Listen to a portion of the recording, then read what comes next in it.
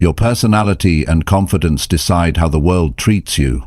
Every day you send signals about who you are, in the way you speak, the way you walk, and how you handle people. The question is, are you sending the right ones? Confidence isn't something you're born with forever. It's something you build, one choice at a time. Your personality isn't fixed either. You can shape it so people respect you more, listen to you more, and remember you.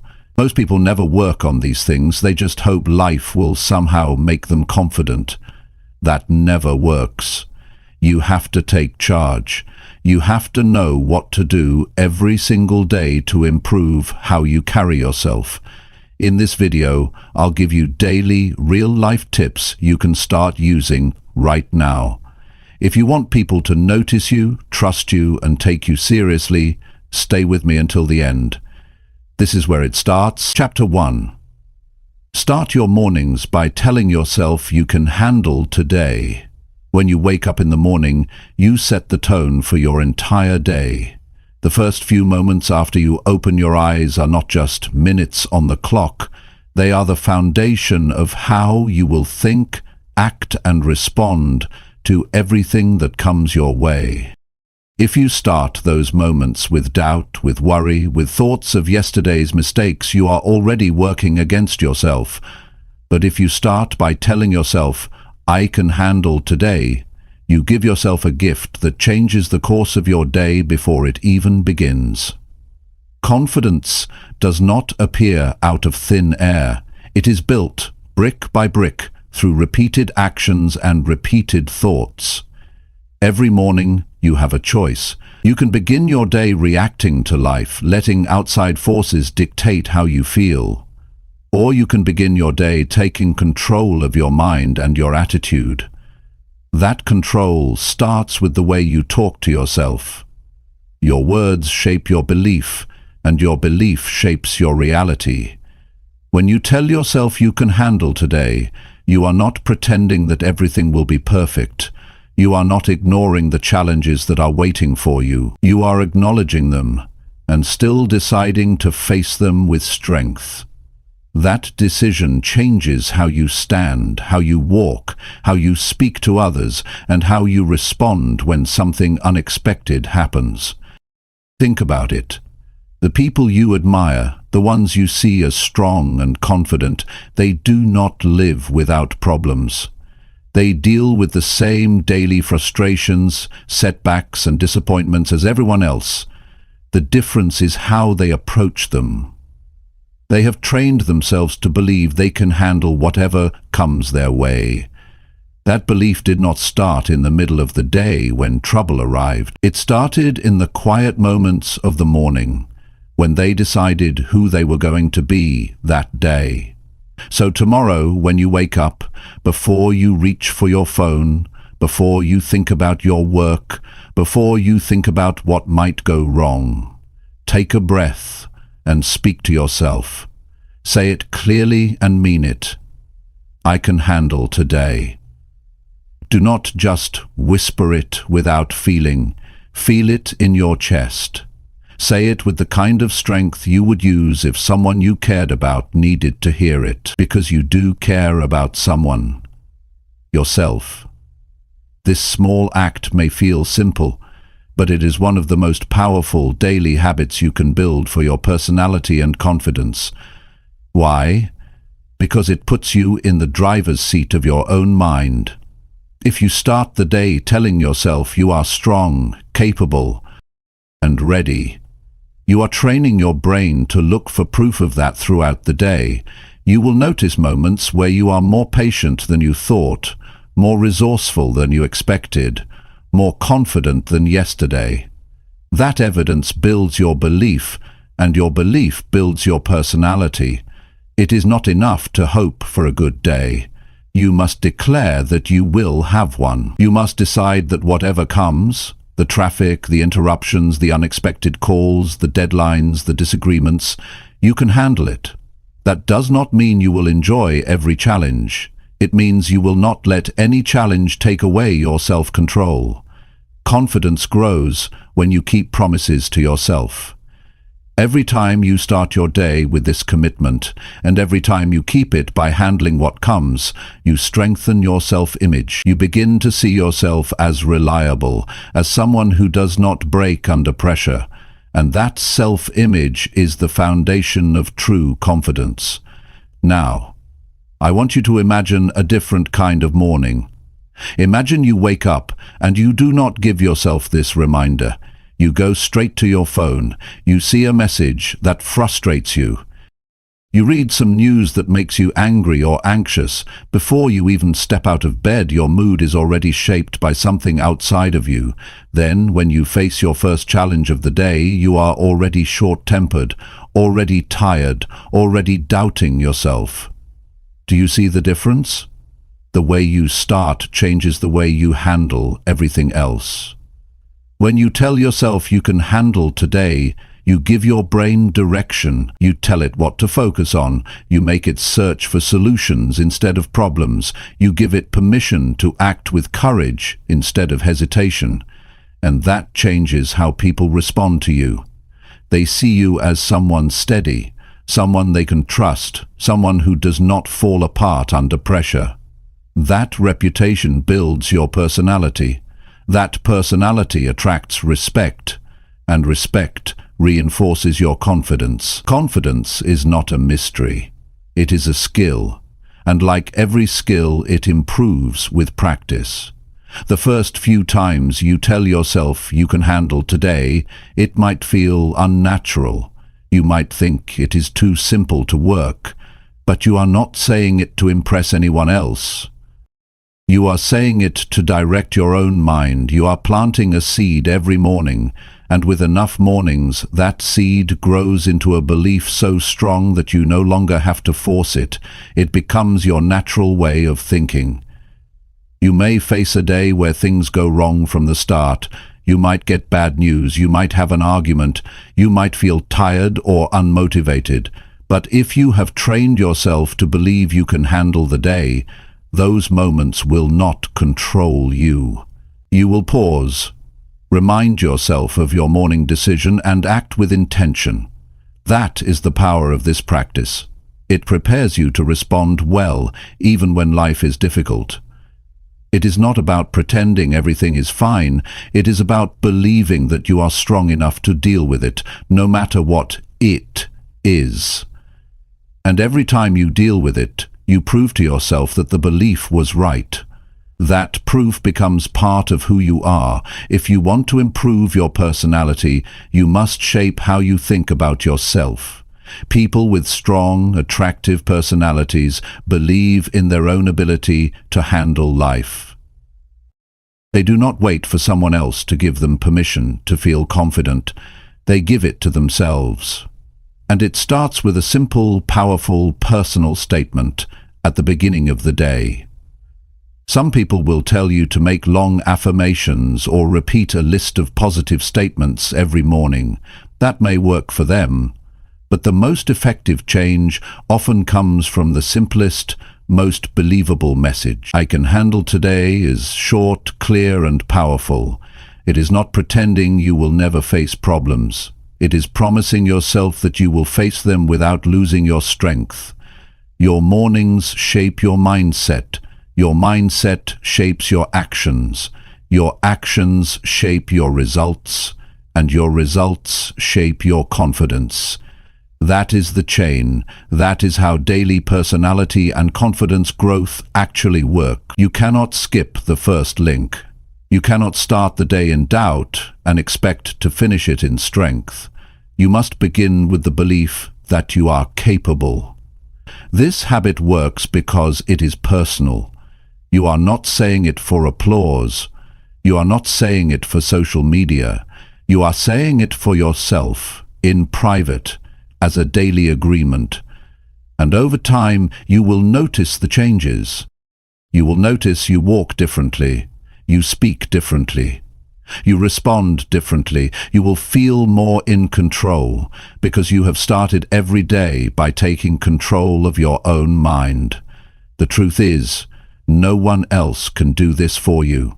People can encourage you, teach you, inspire you, but you are the one who has to make the decision each morning. You are the one who has to look in the mirror and say it, and you are the one who has to live it through the day. When you finish today and look back, ask yourself, did I keep the promise I made this morning? Did I handle the day with strength? If the answer is yes, you have just built more confidence. If the answer is no, do not punish yourself, but make sure tomorrow, when you wake up, you mean it when you say it. Start your mornings by telling yourself you can handle today. It is one of the simplest changes you can make, but it will have one of the deepest effects on who you become. It will help you show up each day as a stronger, calmer, more confident version of yourself. And when that becomes your daily reality, your personality will grow into one that others respect and trust. But most importantly, you will respect and trust yourself. Chapter 2. Speak slower so people actually listen to your words. When you speak, the way your words leave your mouth shapes the way people see you. The speed of your voice has more influence on how people understand you than you might think. If you rush through your sentences, words start to blur together. The person listening might catch a few points, but much of what you said is lost in the noise. They might nod politely, but inside, they are piecing together fragments. That's not connection. That's just noise. If you want people to listen to you, remember your words have value, and value is never rushed. Speaking slower is not about dragging your sentences or sounding hesitant. It's about creating space in your words so they carry weight. It's about giving your listener the time to hear, understand, and feel what you are saying. Every person you meet is processing information all day long. When you give them your words in a way they can follow, you are showing respect. You are saying, I want you to understand me, not just hear me. And that respect earns attention. In conversations, speed can signal anxiety. People notice when your words run together or spill out quickly without pauses. It can make you appear nervous, unsure, or even defensive, even if you are confident inside. When you slow down, you project calmness. You create the sense that you are in control, not just of your voice, but of your thoughts. People trust those who appear calm under pressure. Your pace communicates that before your content even does. Slowing down also helps you think more clearly while speaking. When you give yourself space between phrases, your mind has a chance to catch up to your mouth. This prevents mistakes, filler words, and unnecessary explanations. You choose your words more carefully, and that precision makes your message stronger. A confident speaker doesn't need to fill every second with sound. They know that silence between words is not weakness. It's a tool. One reason some people speak too quickly is they are afraid of losing their listeners' attention. But here's the truth.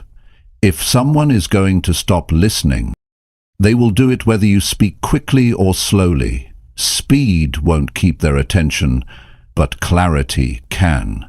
And clarity comes when you speak at a pace that allows understanding. When people understand you, they stay with you. They remember what you said long after the conversation ends. Another reason people speak too fast is habit. Over time, they have developed a rhythm of speech that races ahead of their thoughts. It feels normal to them. To change this, you must first become aware of it. Pay attention to how you sound when you speak to friends, in meetings, or on the phone. Are you finishing your thoughts before the other person has time to process them? Are they asking you to repeat yourself? Do you often have to explain the same thing twice? These are signs your pace is too fast. Once you notice it, you can work on changing it. A simple way is to practice short pauses at natural points in your sentences. For example, after you make an important statement, give it a second of silence. Let it land. This not only makes your point more memorable but also shows confidence. People who are unsure often rush to fill silence.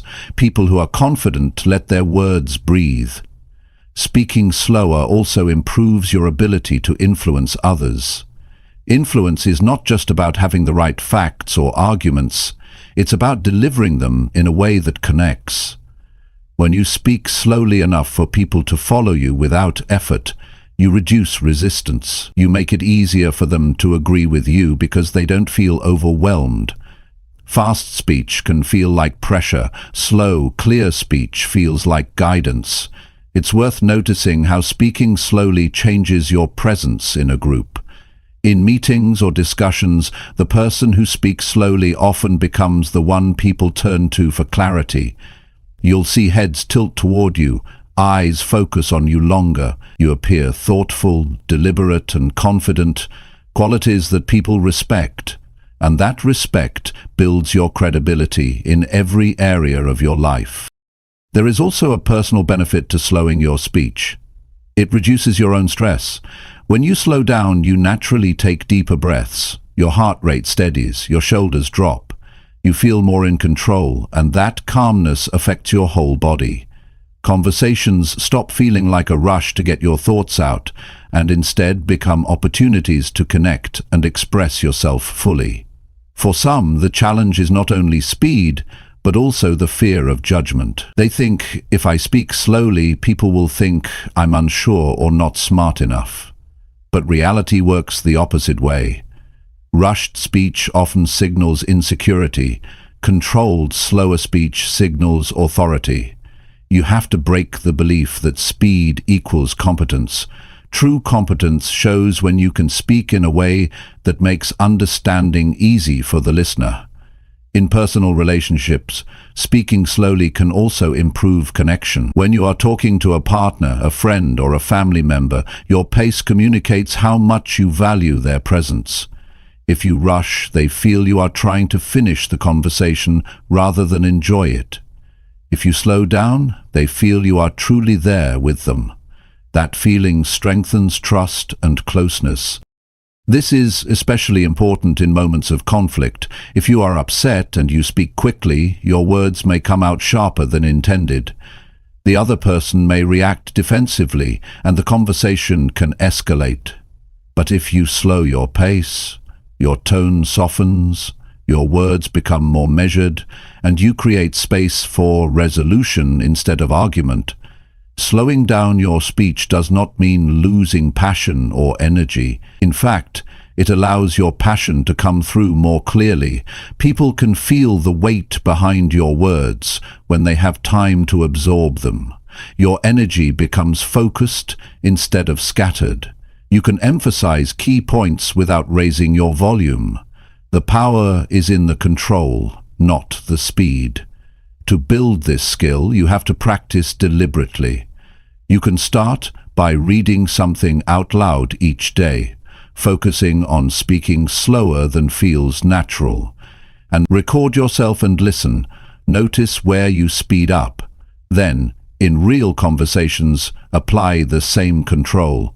Choose moments to pause, especially after important points. In time, it will feel natural. Another practice is to watch confident speakers and observe their pacing. You'll see they often pause before answering a question. They don't rush into their response. They give themselves a moment to think, and that moment also signals to the listener that they are considering their words. This small detail builds trust. As you develop this habit, you will notice changes in how people respond to you. They will ask for your opinion more often. They will wait for you to finish your thought instead of interrupting. They will remember your points with more clarity. Your words will start to carry more weight, not because you changed the content, but because you changed the delivery. Slowing down also gives you time to notice the other person's reactions. You can see if they are confused, if they are agreeing, or if they have something to add. You can adjust your message in real time to keep them engaged.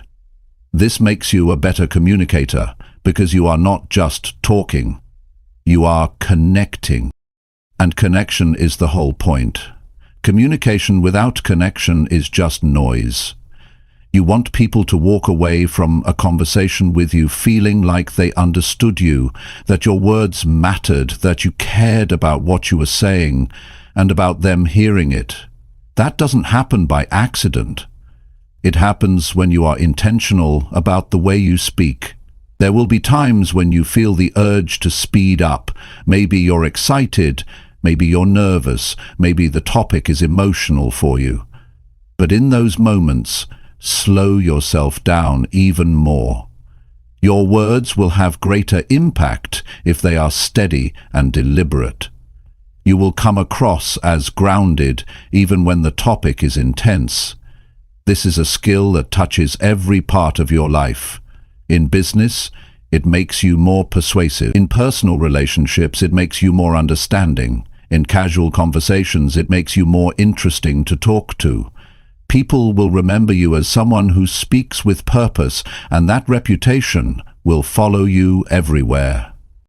Over time, speaking slower becomes more than just a habit. It becomes part of your personality. People will associate your voice with confidence and clarity. They will listen more closely when you speak because they know you don't waste words. You will find that others begin to slow down when talking to you, matching your pace. That is influence in action. Speaking slower is a daily choice. It is not something you perfect in one try, but every conversation is a chance to practice. Every time you choose to slow down, you are building the image of yourself as someone worth listening to. And that image is one of the strongest tools for improving both your personality and your confidence. If you start making this choice today, you will notice results quickly. People will engage with you differently. You will feel more comfortable in your own skin. Your thoughts will be clearer. And slowly, day by day, your personality will grow stronger because you have learnt to speak in a way that invites people in instead of pushing them away with a rush of words. Chapter 3. Hold your head up when you walk into any room. The way you carry yourself when you walk into a room speaks before you say a single word. People notice it instantly. They see how you hold your head, how you move, and the energy you bring with you. If your head is down, your eyes on the floor, your shoulders slouched, it sends a quiet signal that you're unsure or you'd rather not be noticed. But when you hold your head up, make steady eye contact, and walk in with purpose, you tell the world that you belong there. You tell yourself the same thing. Confidence is not only in your voice or your words, it's in your presence. You don't have to be the loudest person in the room to be noticed. You don't have to be the one talking the most. People can sense strength from the way you walk in and take your place. Lifting your head is more than just posture. It's a choice to meet the world face to face. When your head is up, your vision opens. You see the people around you. You notice details. You take in the space. That awareness helps you feel grounded instead of lost in your own thoughts. And it works both ways. When you see others, they see you. That exchange of acknowledgement builds an invisible connection before you even speak. Walking into a room with your head up tells people you're not there to hide. You're there to participate. You're there to engage. That kind of body language draws people toward you. They feel that you are approachable, that you have something to offer, that you are someone worth interacting with. This is one of the simplest ways to make a positive first impression, yet so many people overlook it. There's a shift that happens in your own mind when you hold your head up. You feel more in control of yourself. You breathe more deeply. You're more alert. That shift changes how you think and how you respond to situations. You're no longer moving through a room trying not to be noticed. You're moving through a room ready to take part in whatever happens there. This doesn't mean you have to walk in with exaggerated confidence or force yourself into the spotlight. It means you enter with the quiet assurance that you deserve to be there. You don't shrink from the moment. You don't apologize for existing. You carry yourself as someone whose presence adds value. If you've ever seen someone walk into a gathering and instantly command attention without speaking, you've seen the power of presence. Often, it's not about looks, clothing, or status. It's about how they carry themselves. They step in with their head held high, shoulders relaxed, and eyes meeting others naturally. They own their space, not by dominating it, but by respecting it. One reason many people avoid holding their head up is self-consciousness. They think, if I look at people, they'll judge me, or I don't know what to do if someone stares back. But avoiding eye contact doesn't protect you from judgment, it just makes you invisible, and being invisible doesn't build your confidence. Facing the room shows that you are willing to be seen, even if not everyone reacts the way you want. Another reason is habit. Many have simply never practiced walking into a room with intention. They drift in quietly, head down, thinking about other things. They don't realize the impact that first moment has on how others perceive them, but you can train yourself to change that habit. Each time you enter a space, whether it's a meeting, a coffee shop, a social event, be conscious of your posture. Remind yourself to lift your head, straighten your back, and take a calm, steady breath. The more you practice, the more natural it becomes. At first, it might feel like a deliberate effort. You'll think about it every time you step through a doorway, but after a while, it becomes your normal way of moving. And when it becomes normal, you stop thinking about it. You just walk in naturally confident. Holding your head up is also a form of self-respect. It's saying, I value myself enough to show up fully. When you show that you respect yourself, others are more likely to respect you in return. People respond to the signals you send. If you act as though you deserve to be there, they tend to treat you as though you do. There's another benefit. When you walk into a room with your head up, you're more likely to start conversations. You'll notice familiar faces. You'll make eye contact with someone who smiles back. That moment can lead to an introduction, a handshake, or a meaningful exchange you wouldn't have had if you'd kept your eyes on the ground. Confidence grows in these small repeated moments. Every time you enter a space with your head held high, you're telling yourself that you can face whatever's inside. Even if you feel nervous, your body is showing your mind that you can handle it. That feedback loop strengthens your self-image. In professional settings, this habit can change how you're perceived at work. Walking into a meeting with your head up shows you're engaged before you even speak. Colleagues are more likely to listen when you do. In networking situations, it helps you appear approachable and capable, making people more open to connecting with you. In personal life, it changes social interactions. At a party, a dinner, or a casual gathering, people gravitate toward those who appear comfortable in their own skin. You don't have to know everyone. You don't have to have all the right things to say, but your body language tells them you're ready to connect, and that alone can open doors.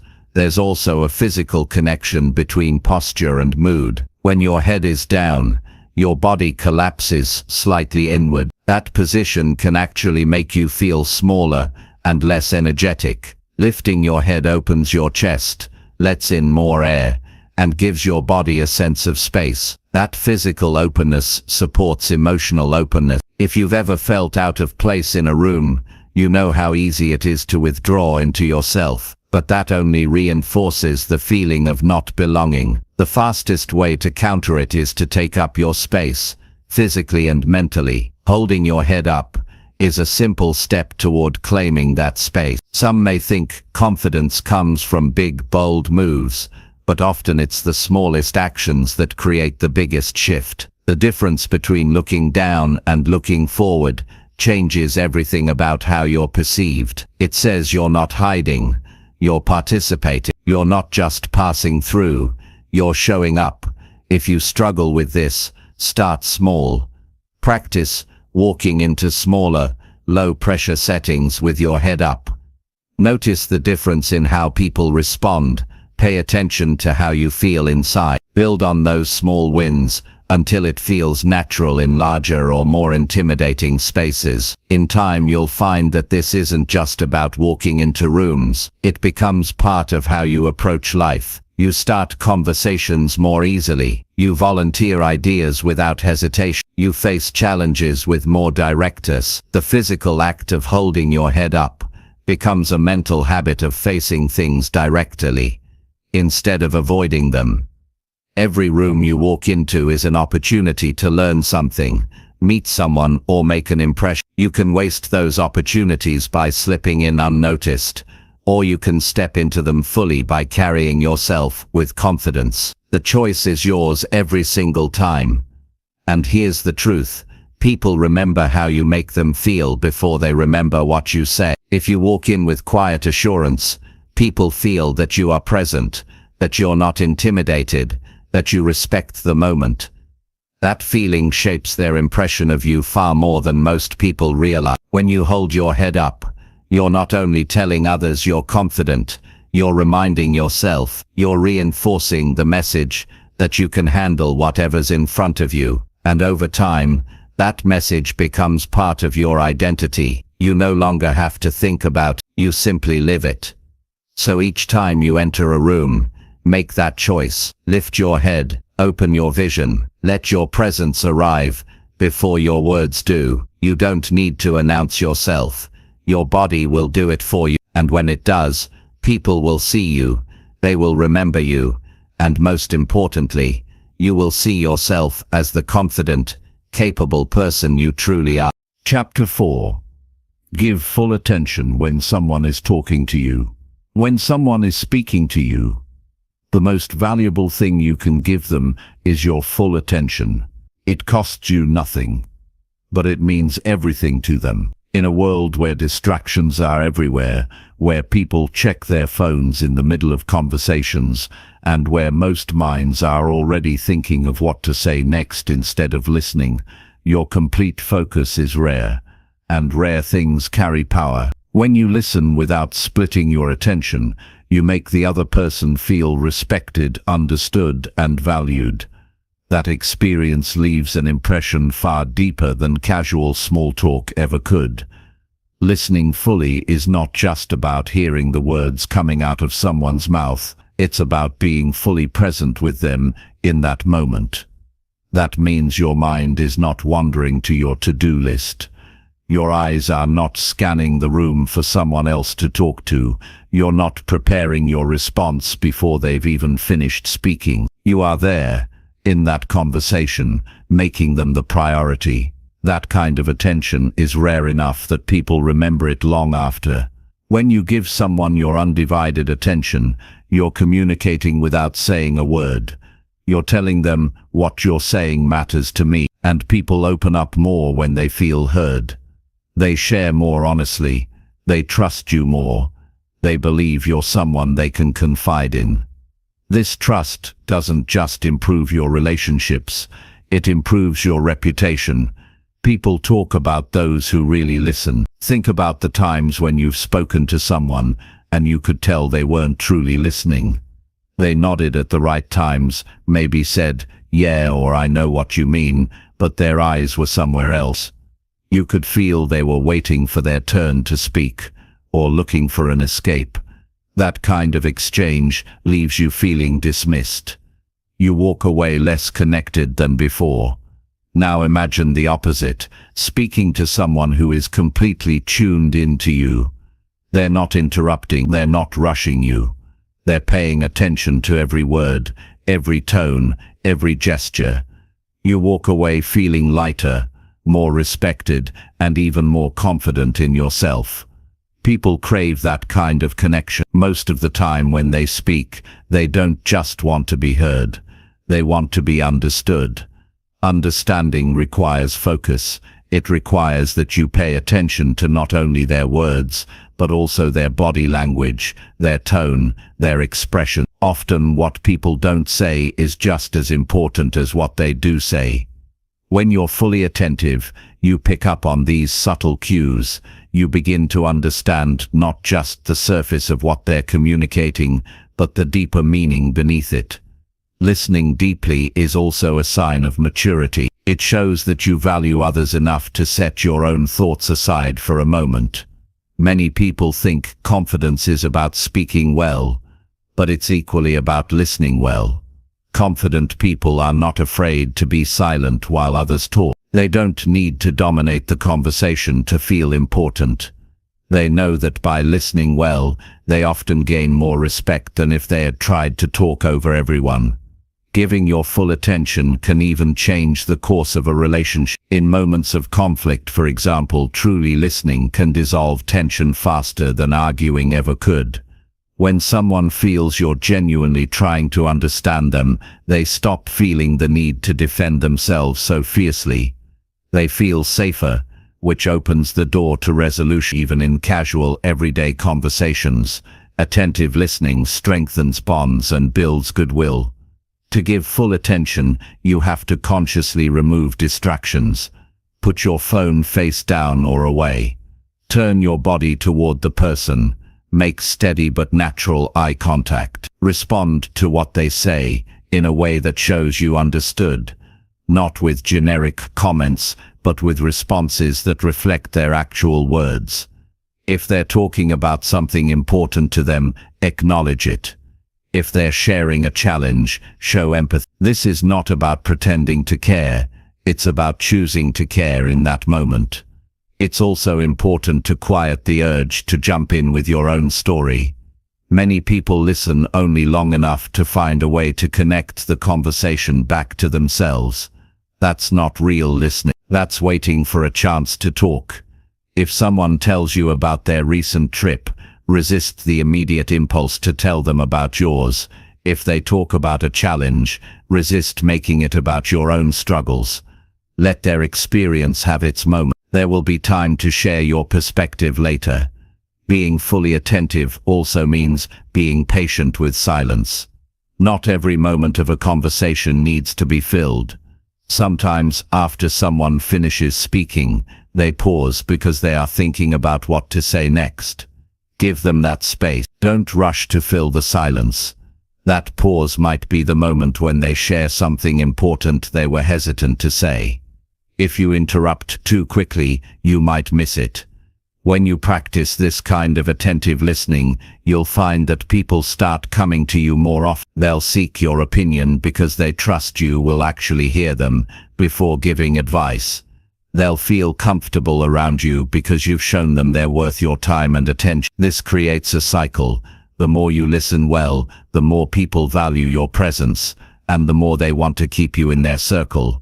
Listening fully also helps you grow as a person. You learn more about others, about life, about perspectives different from your own. You might hear solutions to problems you hadn't considered. You might discover new opportunities simply because you were paying attention. Many of the most successful people you'll meet are also the best listeners. They understand that listening gives them information and insight that others miss because they're too busy talking. It takes discipline to listen in this way, especially in a fast-moving world. Our minds are trained to multitask. We're used to splitting our attention between the person in front of us and the endless stream of thoughts in our head. But discipline in listening is like discipline in anything else. It improves with practice. Start by committing to give the next person you talk to your full focus. See how the interaction changes. This habit also has a profound effect on how you feel about yourself.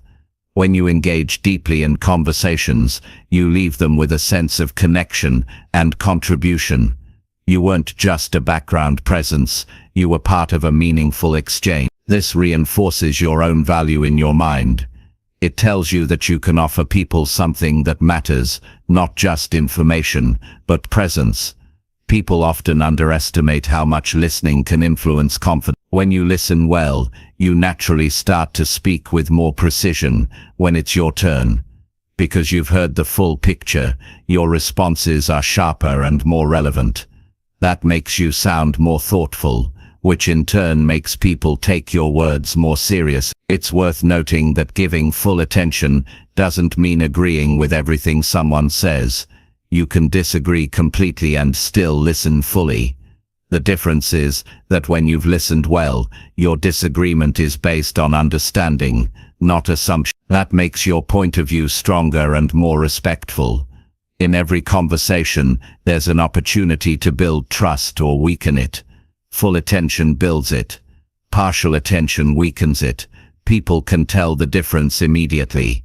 They may not call it out directly, but they feel it, and over time, those feelings add up into the way they see you, either as someone who values them or someone who doesn't.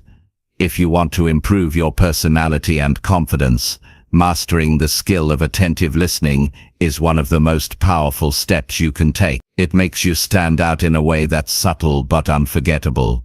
It shows emotional intelligence, self-control, and genuine respect for others. When someone is speaking to you, they're giving you a piece of their time and their mind. Respond by giving them your full presence. Not half while thinking about what's next. Completely. You'll be amazed at how this simple choice transforms not just your conversations, but your relationships, your reputation, and your own sense of self. Chapter 5. Ask questions that make people feel heard and valued. The way you ask questions can completely change how people feel about you. Most people go through conversations without realizing that their questions or lack of them are shaping whether the other person feels valued or invisible. When you ask questions that show genuine interest, you're sending a clear message. I care about what you think, I care about what you feel, and I respect your perspective. People remember that kind of attention. They remember how you made them feel, and they naturally become more open, more trusting, and more willing to connect with you. Asking the right questions is not just about keeping a conversation going, it's about creating a moment where the other person feels like they matter. Too often people ask questions only to move the discussion toward their own interests or experiences. Those questions feel empty because the person asking isn't actually curious, they're just filling space. But when you ask a question because you truly want to know the answer, it changes everything about the interaction. Your tone changes, your expression changes. The other person can feel the difference between a question asked out of politeness and one asked with real curiosity. A thoughtful question invites someone to share more of themselves. It tells them that you're listening closely enough to want details. It makes them feel their story is worth telling. And when people feel that way, they open up in ways they wouldn't with someone who just nods and changes the subject. Asking the right kind of question builds a bridge between you and them, a connection that goes deeper than small talk. To do this well, you have to listen carefully before you ask. If you're thinking about your next question before they finish speaking, you might miss the most important part of what they're saying. Let their words sink in. Pay attention to the details they choose to share. Often the best questions come directly from those details. If someone mentions a recent challenge, don't just say, "Oh, that's tough." Ask them, "How did that affect you?" or "What was the hardest part for you?" That's the kind of question that makes them feel you care about more than just the surface of their experience. The key is to make your questions personal to them, not generic. If someone says they've been working on a project, you could ask, "How's work?" But that's too broad. Instead ask, "What's been the most rewarding part of your project so far?" Or "What have you learned from working on that?" These questions invite reflection and show that you're not just asking to be polite, you're asking because you're interested in their unique perspective. Good questions also give the other person room to express themselves. If your questions can be answered with a simple yes or no, you'll get short answers and the conversation will stall. Open-ended questions encourage longer, more thoughtful responses.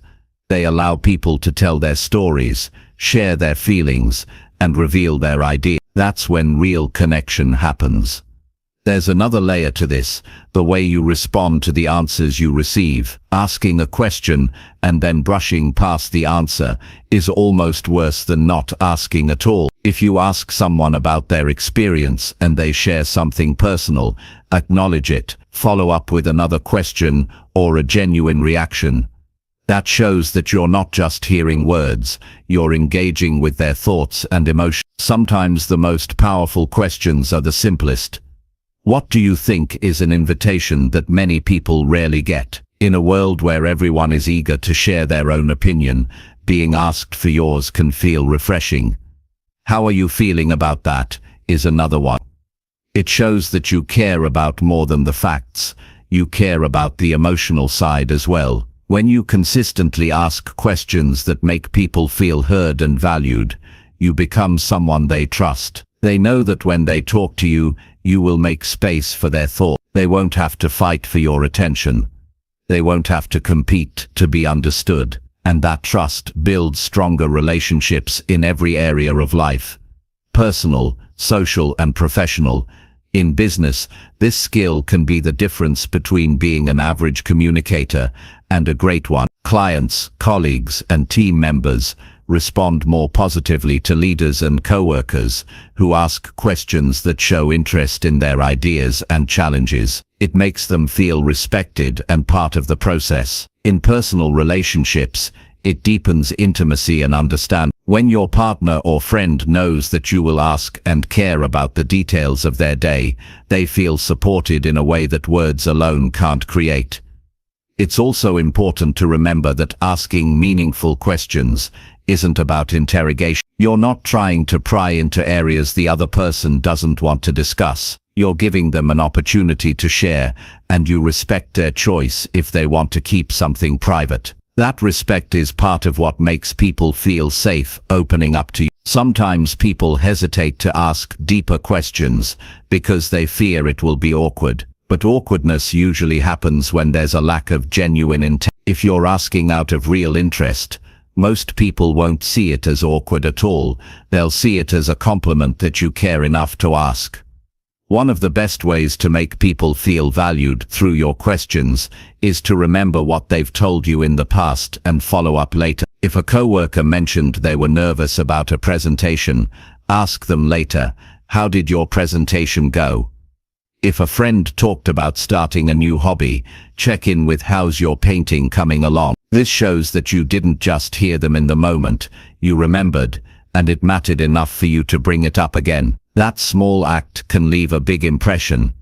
The art of asking the right questions also helps you grow. Every time you listen deeply and ask thoughtfully, you expand your understanding of people and situations. You learn new perspectives. You gain insights you wouldn't have found by dominating the conversation. You become a better communicator because you're tuned in to what matters to others, not just to yourself. Over time, people will notice this about you. They will start to think of you as someone who is easy to talk to, someone who gets them, someone they can trust with their thoughts. And that kind of reputation is one of the strongest forms of influence you can have. When you walk away from a conversation where you ask the right questions, you'll feel a different sense of connection. You'll know you were part of something meaningful, even if the topic was small. You'll know that you gave someone a moment where they felt valued and understood, and that feeling stays with both of you. The more you practice this, the more natural it becomes. Soon you won't have to think about it. You'll naturally ask questions that matter. You'll find yourself less focused on talking about yourself and more interested in exploring the thoughts and feelings of the person in front of you. When you master this, you'll notice a shift in the way people respond to you. Conversations will last longer. People will seek you out. They'll share more openly. And you'll realize that your ability to make people feel heard and valued is not just a social skill, it's a way of building influence, trust, and stronger relationships in every part of your life. Chapter 6. Learn how to say no without feeling guilty about it. Saying no is one of the most important skills you can develop if you want to protect your time, your energy, and your peace of mind. Yet for many people, it is also one of the hardest things to do. The moment they even think about turning down a request, a wave of guilt starts to creep in.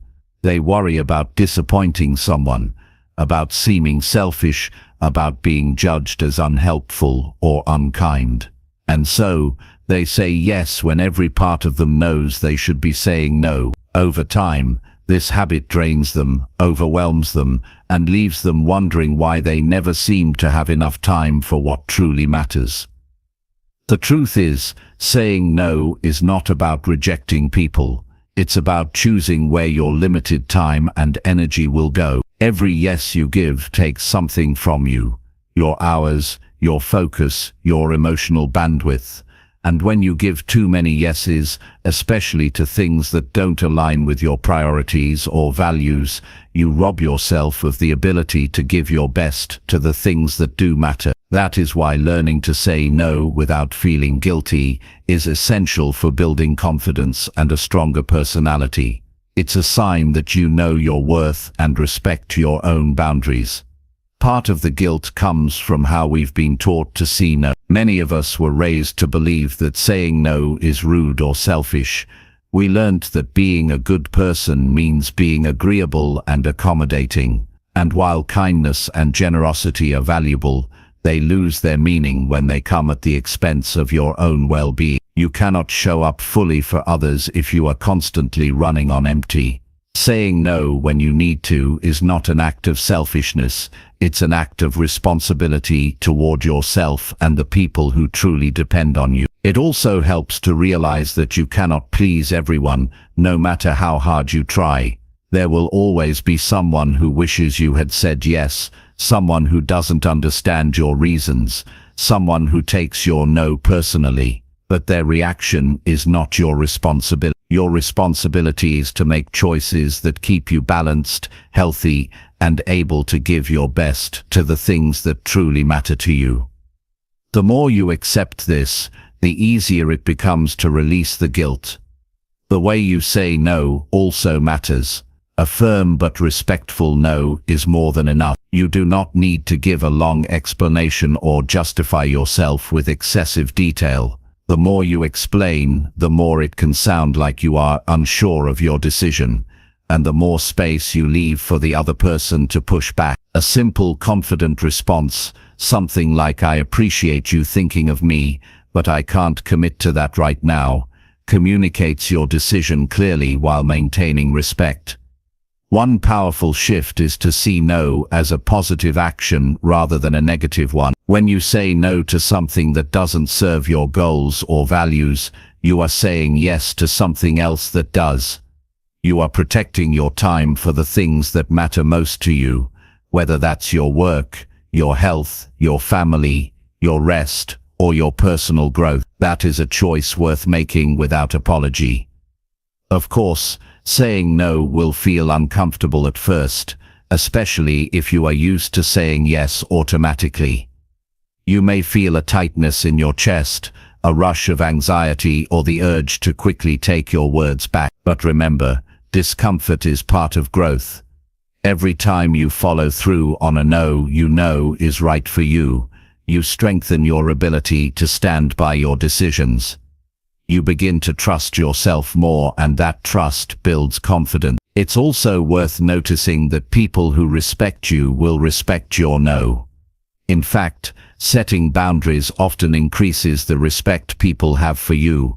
When you make it clear that you don't overextend yourself just to please others, they see you as someone with self-respect and clarity. Those who try to guilt or pressure you into saying yes are showing you that they value their own needs over yours. And that's an important thing to see clearly, because it helps you decide who should have access to your time and energy in the first place. Practice can make this skill feel natural. Start small if you need to. Say no to minor requests that you know you don't want to take on. Notice how it feels, and notice what happens afterward. You'll likely see that the world doesn't fall apart when you decline something. In fact, most people move on quickly. This helps you realize that much of the guilt you feel is created in your own mind, not by reality.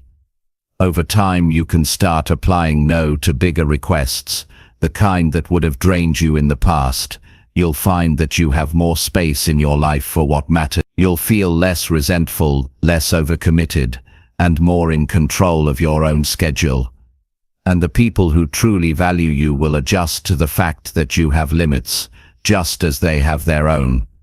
It's also important to prepare yourself for the different ways people might respond to your no. Some will accept it immediately, others may push back, trying to persuade you or make you feel bad. Stand your ground calmly.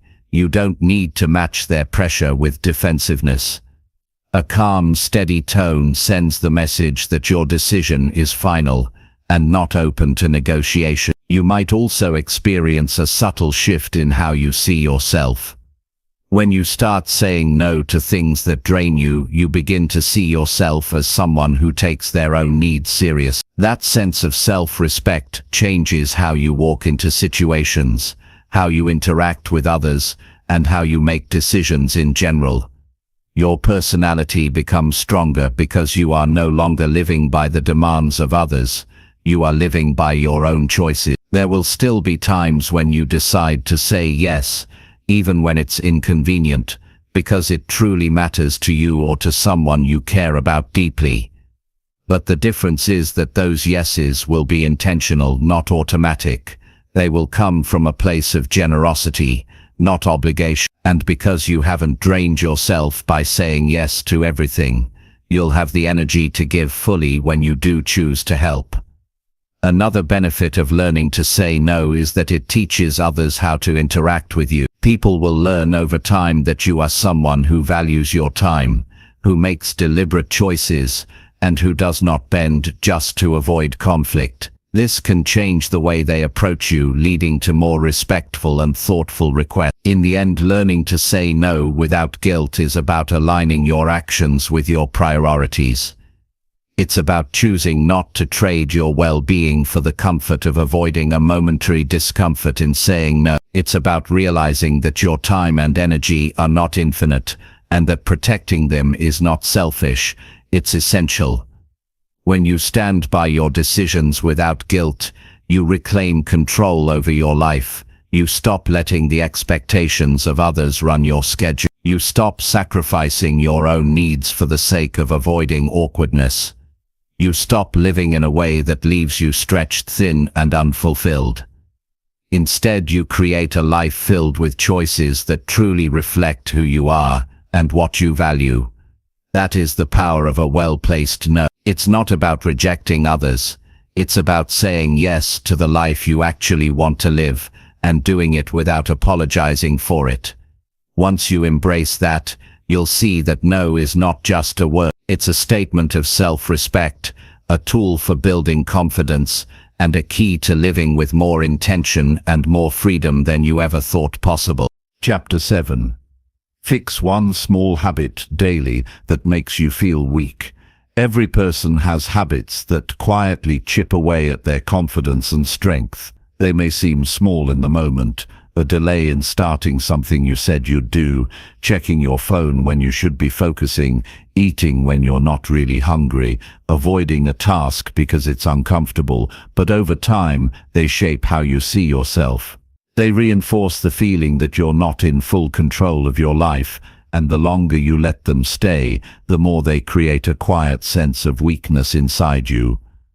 The good news is, you don't have to change everything at once. You can rebuild strength and self-respect by fixing just one small habit each day that makes you feel weak.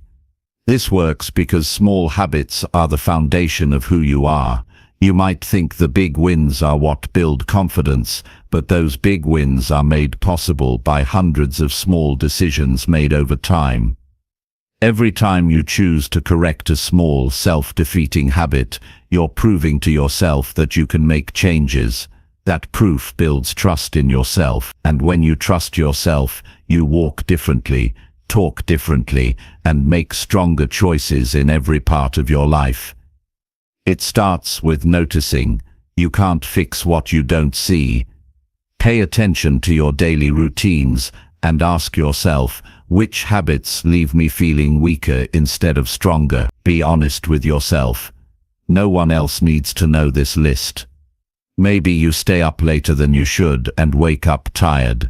Maybe you agree to things you don't want to do. Maybe you avoid difficult conversations and let problems linger. Maybe you keep telling yourself you'll start a healthy habit tomorrow, but never do. The specifics are personal, but we all have them. Once you identify them, choose just one for today. Don't try to tackle everything at once. You might think it's more productive to fix several habits at the same time, but the truth is, trying to change too much at once usually leads to failure.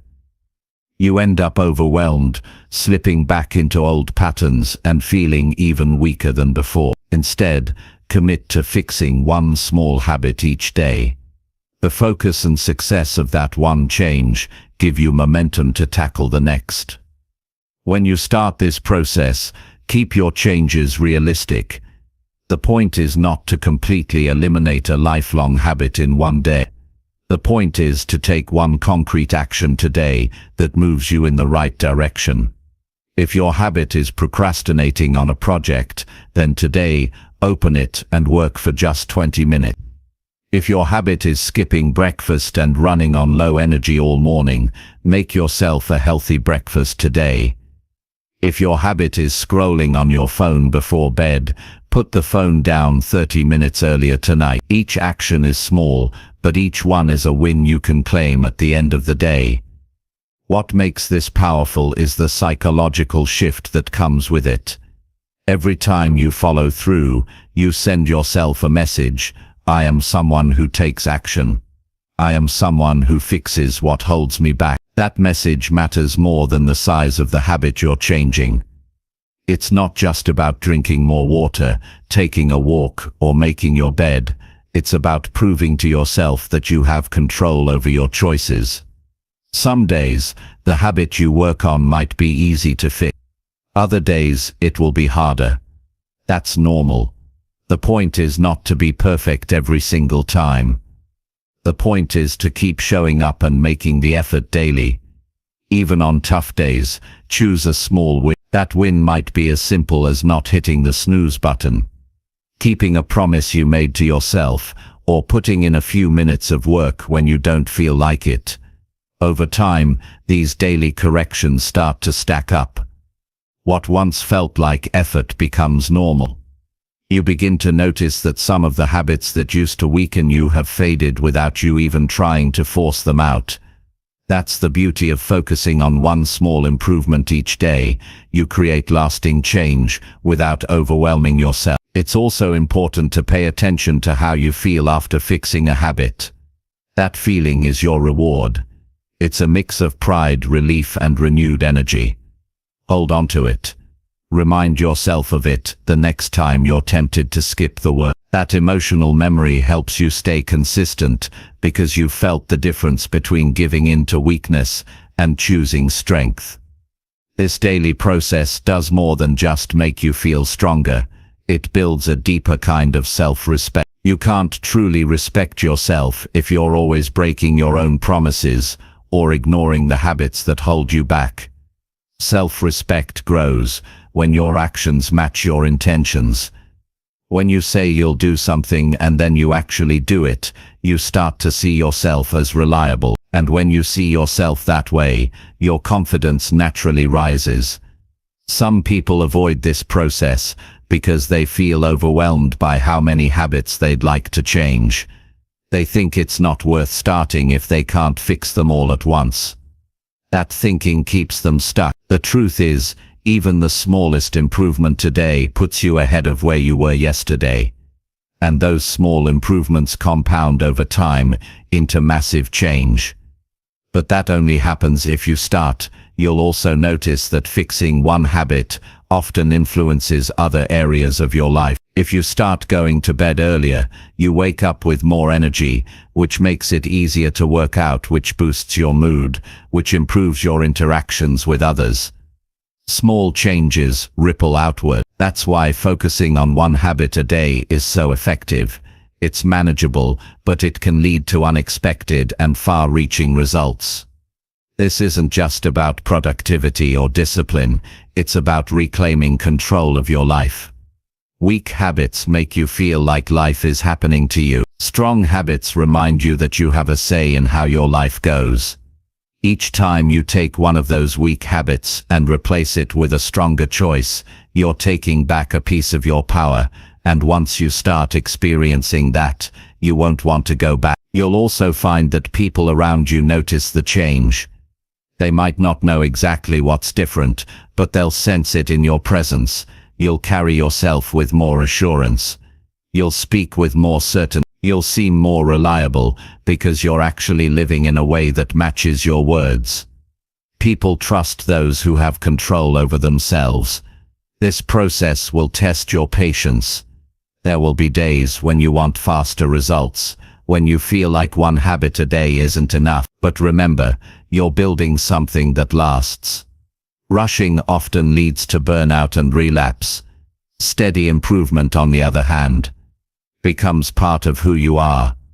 The great thing about this approach is that it works for everyone, no matter their situation. Whether you're working on your career, your health, your relationships, or your personal growth, the principle is the same.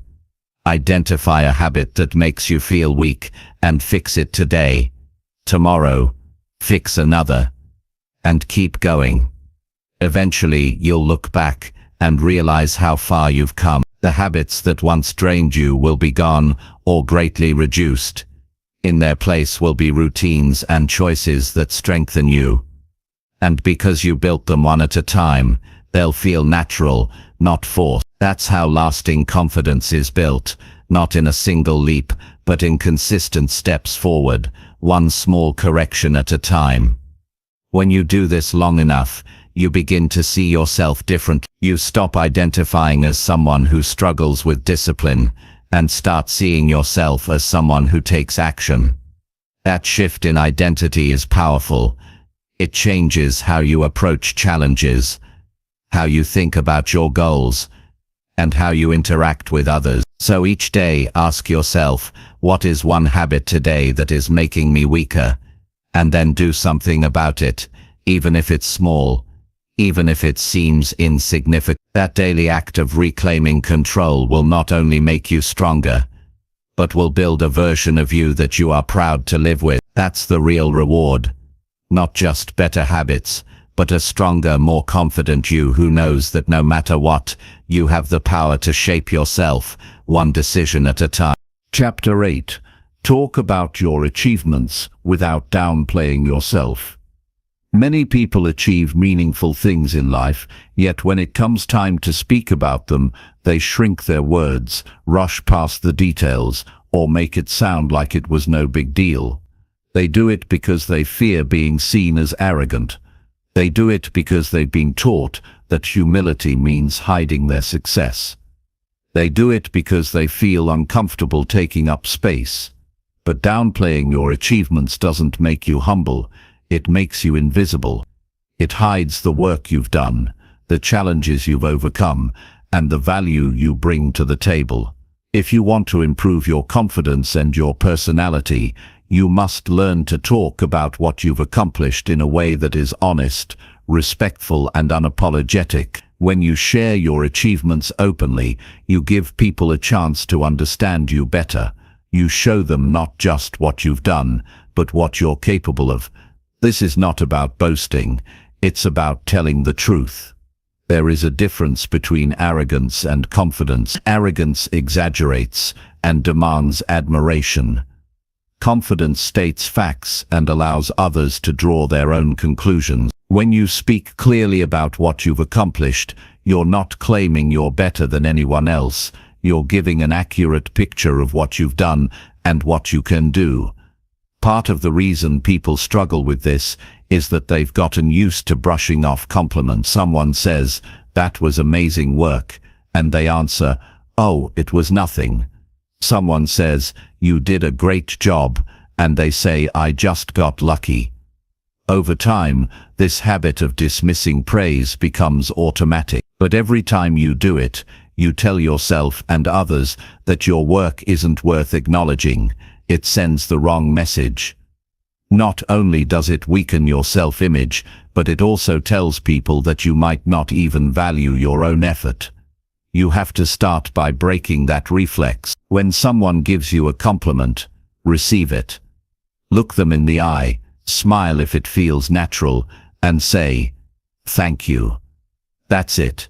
No excuses, no minimizing, no turning the spotlight away. You've just accepted the recognition without making it about ego or luck. This is the first step toward talking about your achievements with confidence. The next step is to be willing to talk about your achievements without waiting for someone to ask. In professional settings, this is crucial. Opportunities often go to those who can clearly communicate what they've done and the value they've created. If you've completed a successful project, solved a difficult problem, or brought in important results, you should be able to explain it clearly and directly. You can do this by focusing on the impact of your work, the changes it created, the goals it helped achieve, the problems it solved. It's not enough to vaguely say, "I did well." That tells no one what you're capable of. Instead, speak in specific. If you helped increase sales, say by how much. If you led a team, share what the team accomplished under your guidance. If you introduced a new process, explain how it improved results. Specifics make your achievements real. They give your words weight. Some people fear that if they talk about their achievements, they'll make others feel bad. But the truth is, people who are secure in themselves will not resent your success. They will respect it. Those who are uncomfortable with your accomplishments often have their own insecurities to deal with, and you cannot shrink yourself to protect them. You can be respectful and considerate while still owning your achievements. You do not need to apologize for doing good work. It's also important to remember that when you speak about your achievements, you give others permission to do the same. You create a culture where people can acknowledge their own successes without fear. This is especially powerful in group environments where collaboration matters. Sharing your wins can inspire others to share theirs, creating momentum and mutual encouragement. In personal life, talking about your achievements helps people understand what matters to you and what you're proud of. Friends and family often want to celebrate with you, but if you keep your successes hidden, they miss the chance to support you. You also miss the chance to strengthen those connections by letting people be part of your victory. The way you speak about your achievements also shapes how you see yourself. Every time you articulate a success, you reinforce in your own mind that you are capable and competent. This builds your self-image. When you stay silent or downplay what you've done, you reinforce the opposite, that your work isn't worth mentioning. Over time, this can erode your confidence without you even noticing. One effective way to start is to keep a record of your wins, big and small. This is not about bragging, it's about remembering. Write down the projects you've completed, the challenges you've overcome, the milestones you've reached. Review them regularly, so that when you need to speak about your achievements, the details are fresh in your mind. This makes it easier to share them without hesitation. You can also practice framing your achievements in a way that highlights your effort and the results, without making it sound like you're competing with others. For example, instead of saying, "I was the best," you can say, "I worked hard on this project, and it ended up exceeding our goals by 20." Learning to talk about your achievements is not about creating a performance, it's about building the ability to be honest about your strengths. People who can speak about what they've done without exaggeration or false modesty come across as trustworthy. They are not trying to impress, they are simply telling the truth. And the truth, when spoken with clarity, carries its own power. If you've been in the habit of downplaying yourself for years, this will feel uncomfortable at first. You may feel exposed. You may even worry about what others will think. But with practice, it becomes natural. You begin to understand that talking about your achievements isn't arrogance, It's part of effective communication. It's part of letting people know who you are. And here's the deeper point. If you don't speak about your achievements, you leave the story of your life in other people's hands. They may not see the full picture. They may not understand the scope of your work or the depth of your contribution. They may assume you've done less than you actually have. By sharing your achievements openly and accurately, you make sure your story is told in your own voice.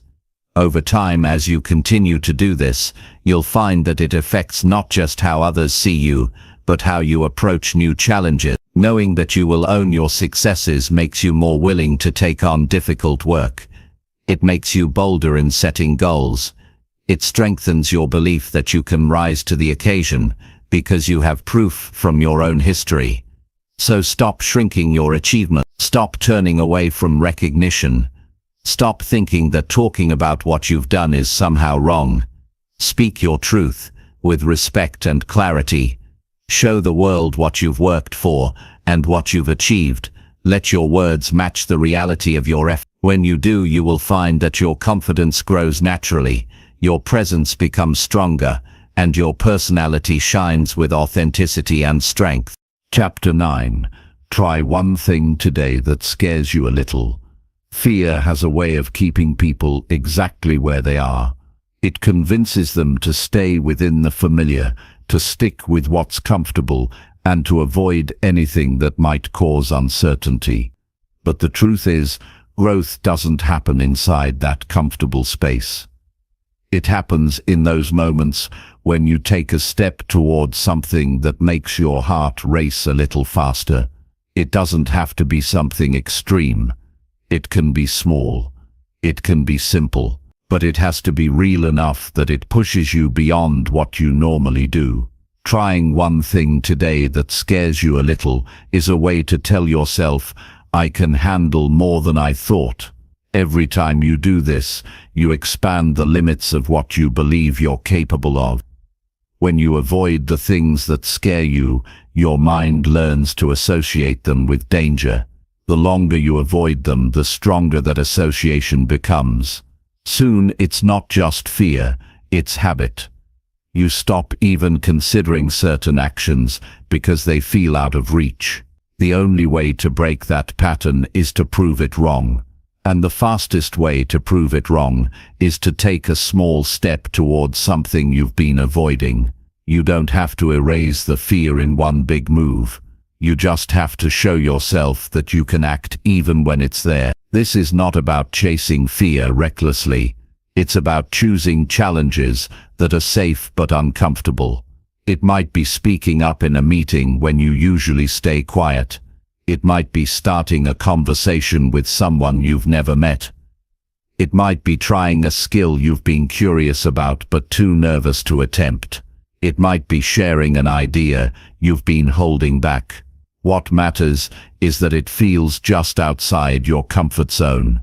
That's where growth lives. The first time you push yourself like this, it can feel like a big leap. Your thoughts might race with what could go wrong. You might imagine embarrassment, rejection, or failure. But here's what usually happens. You do the thing and it turns out fine. Maybe it's even better than fine. And even if it's awkward, you survive. That experience alone changes how you see yourself. The thing you thought was too intimidating becomes something you've done. That changes its power over you. The benefit of doing something that scares you is not just in the action itself, it's in the mental shift it creates. You stop seeing fear as a wall and start seeing it as a signal, a sign that you're about to learn something, strengthen something, or discover something about yourself.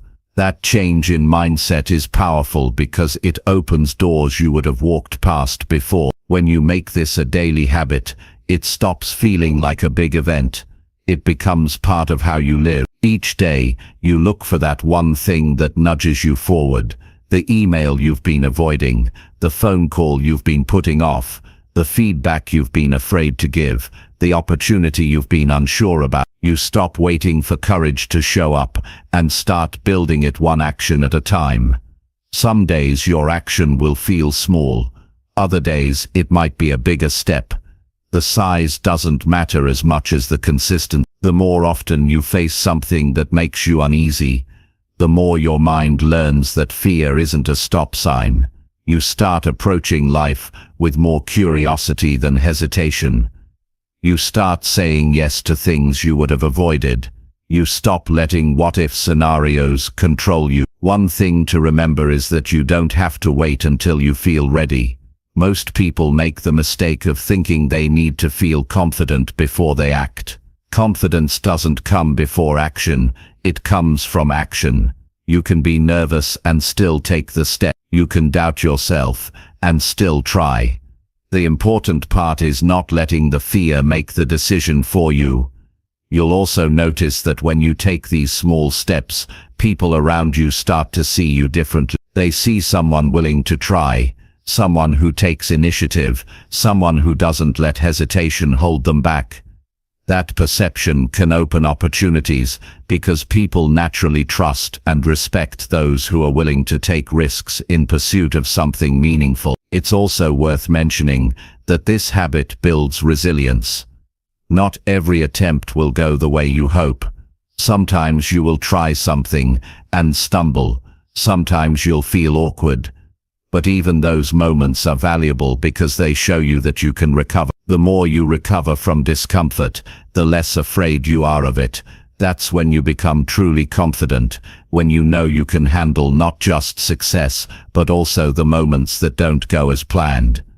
Over time, these small, brave actions add up. You start to notice that situations which once made you anxious now feel manageable. You might even look forward to them. Your comfort zone expands because you've stretched it little by little, day after day. The things that used to intimidate you become part of your normal life, and you're ready for bigger challenges. This habit also has a ripple effect. When you push yourself, you inspire others to do the same. People notice when you're willing to step forward, even when it's not easy. They may follow your lead, creating a culture of courage in your personal and professional circles. That's a quiet but powerful influence, not telling people to be brave, but showing them how by example. There's freedom in this practice. You stop feeling trapped by your fears because you've built the habit of moving through them. You no longer have to wonder, what if, because you're finding out you're living with fewer regrets, because you're not letting small fears decide your action. That freedom changes how you live day to day, and it changes the way you see your future. The beauty of this approach is that it doesn't require dramatic leaps. You don't have to quit your job tomorrow, move across the world, or make a public speech to thousands. You just have to find one thing each day that challenges you enough to make you hesitate, and then do it. Some days that step will be almost invisible to others, but you will feel it, and feeling it is what matters, because that's where the growth happens. If you keep this habit long enough, fear stops being something you run from. It becomes something you use. You start seeking it out because you know it points to areas where you can grow. Instead of avoiding discomfort, you step toward it, knowing that's where the next level of your confidence and personality will be built. When you end your day, you should be able to look back and say, I did one thing today that pushed me forward. It doesn't matter if it was small or big. What matters is that you acted in the face of hesitation. That's the mark of progress. That's the sign that you're becoming someone who doesn't just live inside the limits of comfort, but who keeps pushing those limits further. If you do this every day, you will look back months or years from now and barely recognize the person you used to be. The fears that once controlled you will seem small, almost unimportant. You will see yourself as someone who takes action, someone who grows through challenges, someone who lives with courage. And all of that will have started with a simple daily choice to try one thing today that scares you a little. Chapter 10. End your day by noticing what you did right. Most people end their day thinking about what went wrong.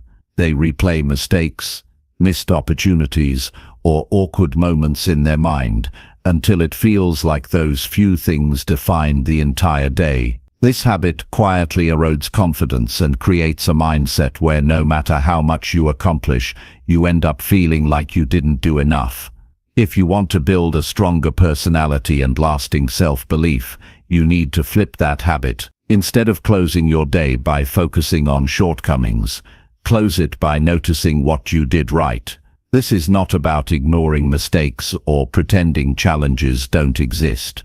Mistakes are valuable if you learn from them, but when you end every day fixating on them, you rob yourself of the motivation and self-respect that come from recognizing your wins.